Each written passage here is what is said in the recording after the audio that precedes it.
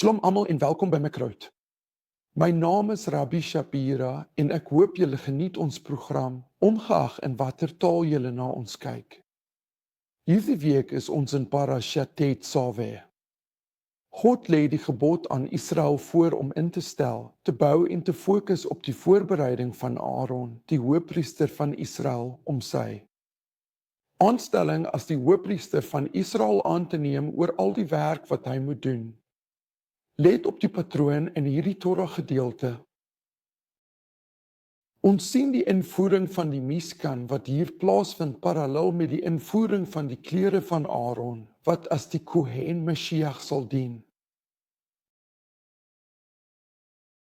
In Levitikus hoofstuk 4, sodra die tabernakel gevestig is, word Aaron vir die heel eerste keer geroep en die woord wat die skrif gebruik om hom te beskryf is Mashiach.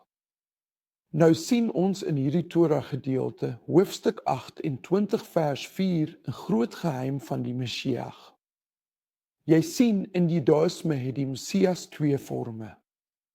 Hy het 'n vorm van koning en hy het 'n vorm van hoofpriester.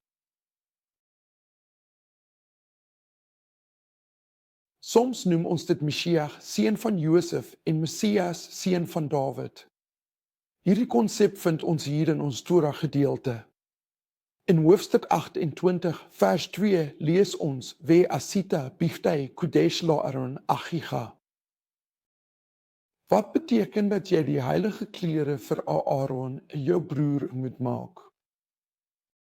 Dit is baie belangrik. Jy sien Aaron het presies 8 kledingstukke gedra. Die getal 8 hou verband met en verwys na die 8 name van die Messias wat in die boek Jesaja hoofstuk 9 genoem word. Pele Yoetz el Gibor Aviat Zav Shalom. Daardie 8 name verteenwoordig die 8 kledingstukke wat Aaron gedra het. Maar ek wil hê jy moet 'n bietjie dieper saam met my kyk vir 'n oomblik. Daardie klere het 2 name. Die teks sê hier dat daardie klere lê kavod veletif eret sal wees. Daardie 2 woorde is belangrik, kavod en tif eret. Jy sien, volgens die Ramaat verwys die kavod na die Shekinah self, die feit dat hy deur die Shekinah oordek sal wees, en die tif eret verwys na die wese van die goddelikheid van God.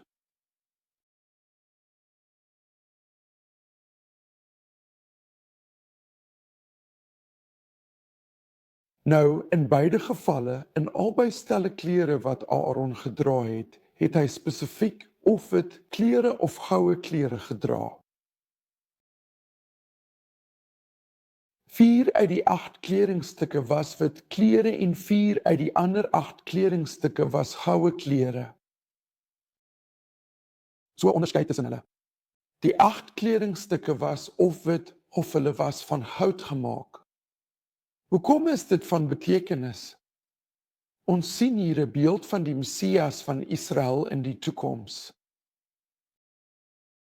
Weereens, dit is 'n profetiese beeld van die Mashiach.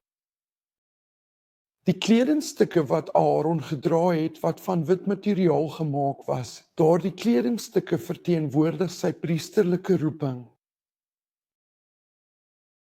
Jy sien, wat verteenwoordig sy priesterlike roeping? Hy het die sondes van Israel geneem en moes hulle wit maak terwyl hy versoening doen. Hy het die versoening gedoen, die heel eerste Yom Kippur oor die hele Israel. Maar wat verteenwoordig goud? Goud verteenwoordig 'n koninklike rol as koning oor die hele Israel. En ons wysgeere het verduidelik dat die klere kavod en tif eret het omdat hulle die 2 essensies van Aaron se funksie verteenwoordig. Hy het as 'n kohen gedien. En hy het ook op 'n manier as 'n koning of 'n heerser oor die hele Israel gedien en daardie 2 verteenwoordig die funksie van die Messias.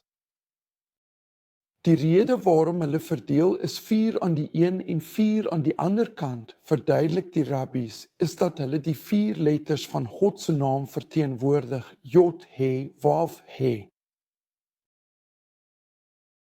Een daarvan is die Gietsoniut. En een van hulle is die Pneumiut, die eksternaliteit en die internaliteite wat saamwerk. En dit is die betekenis van die woord kavod, wat glorie beteken, en tif-eret, wat pragt beteken. In werklikheid verteenwoordig Aaron beide Messias, Messias ben Josef en Messias ben David. En let hierop iets belangriks in die Torah gedeelte. Wie is die een wat Aaron se klere voorberei het? In die volgende vers staan daar dat dit die mense is wat genoem word Gagamailev. Dit is mense wie se harte reeds vol is vir die Here. Hulle is vol van wysheid, die gees van wysheid en we asu et biftei Aaron. Die mense berei die Mashiach voor. Die Mashiach berei nie net vir ons voor nie, maar ons berei die Mashiach voor. Dit is die betekenis van Yeshua se eie woorde toe hy gesê het: "Julle sal my nie sien totdat julle sê, Baruch haba b'shem Adonai." Ons berei die Mashiach voor, mag die Mashiach spoedig kom deur ons voorbereiding.